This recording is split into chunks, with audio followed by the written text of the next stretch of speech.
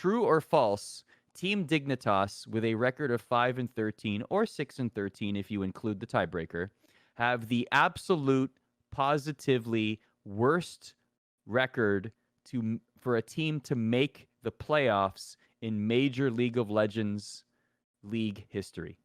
True. That is correct.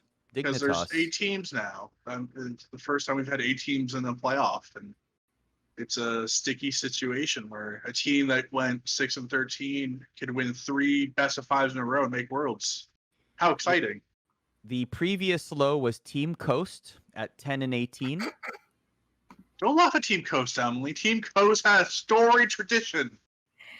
Team Coast's storied tradition was not great. They were in the first LCS final. Emily is Good Game University. I'm talking about behind the scenes. Not Don't besmirch GGU with Jinte and Zion Spartan.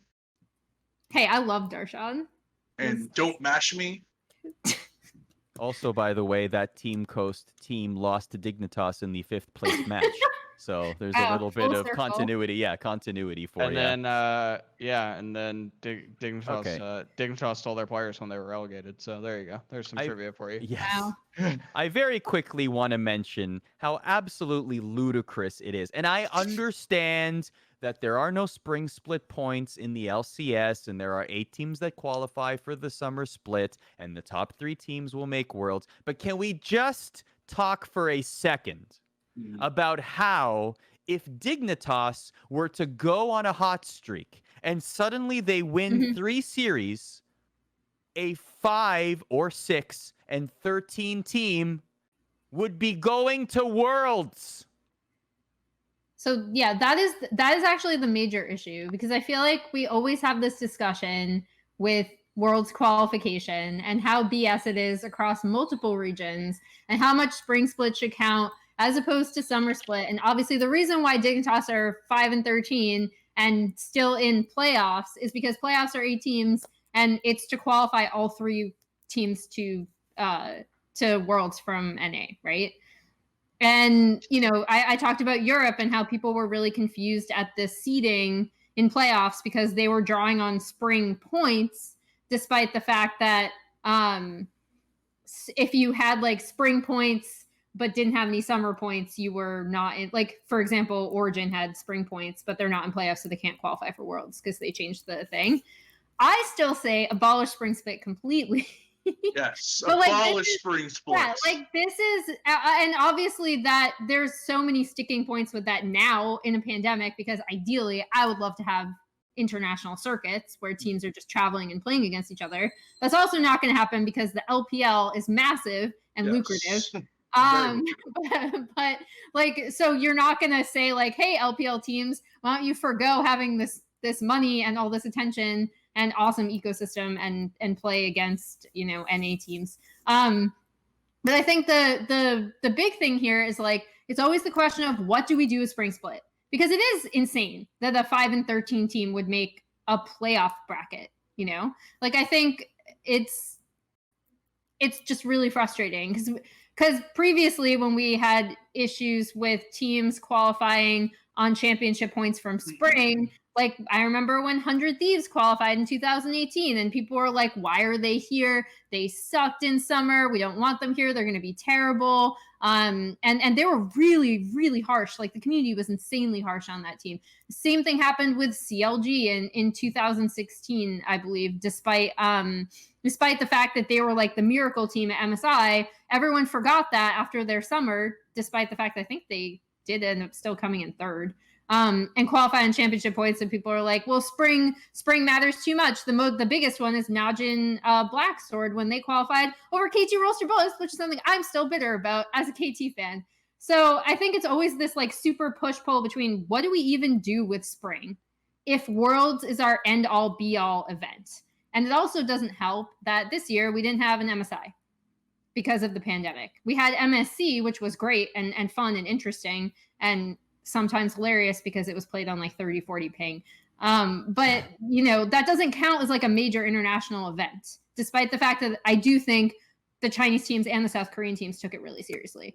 So I think Riot is still trying to figure out, like, because they always want Worlds to be this end all be all. This is our event. This is our international. It matters so much. And if you talk to even South Korean and Chinese teams, they'll say like, yes, we won LPL, but we need to win Worlds. When, you know, theoretically you could make the argument that winning in their regions is actually sometimes more prestigious, especially in the past.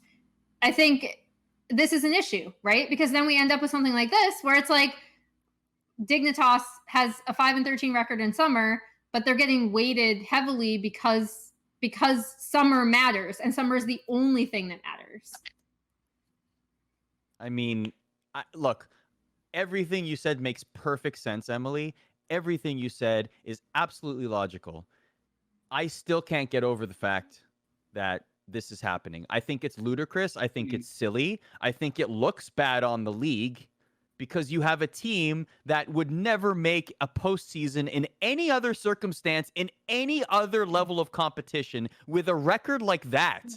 Mm-hmm. It just looks awful. I mean, didn't the NHL just have a 2014 playoff where the Montreal Canadiens? Not with teams, but not with teams with such a bad losing record and like, what is it, like 30% win rate or whatever it is. It's bad, man. This is I mean, 80% versus 24 out of 31 teams. So it's a little but here's bit the difference, worse. though. The difference, though, is that this was going to be the format regardless of the pandemic. Yeah. Right? Yes. The LCS was true. going to be like this no matter what. The NHL had to adjust because of the pandemic. I mean, this just looks absolutely Bush League. It's terrible. This has to, I don't know if it's going to change next season, but I believe that it has to change. This is silly. It's a situation where in a world where Dignitas reels off 3 straight victories to make Worlds, it would be an exciting story, like it would be like a Schalke-like story, right? Or it's the underdogs, you know, woo, the underdogs did it. But also, when Schalke made their miracle run, they still have, you know, to win a few best of fives after the miracle run, you know, to get to the World Championship. Where Dignitas, if they just hit the right jackpot 3 times in a row, and it's possible, it's North America. There's no certainties in North America. Yeah. There's a definite possibility TSM, you know, Bjergsen wakes up on the wrong side of the bed one day and TSM just looks like trash and they lose to Dignitas and it's hoopla everywhere. Like, NA has good teams. I don't think there's any great teams currently in NA. I thought at C9 was a great team. I think they've taken a step back. I think not going to MSI, I think being in this stagnant environment that is LCS has kind of held them back. And it's just a really weird situation where, for me personally, if I'm someone who wants NA to succeed at Worlds, I would still send TL, Cloud9, and then just flip a coin. I don't care what the third team is. TSM, Yeah, EG, would you include FlyQuest. Dignitas in that flipping of the coin? No. No. Here's the thing. No, because the third place team has to go through the qualifier round, and I don't know if Dignitas could beat the wildcard regions. I think TSM, I think a FlyQuest, I think EG of some could make it through. I think Dignitas would have a chance of like going crazy through the NA playoffs and then getting 3-0'd by a Turkish team.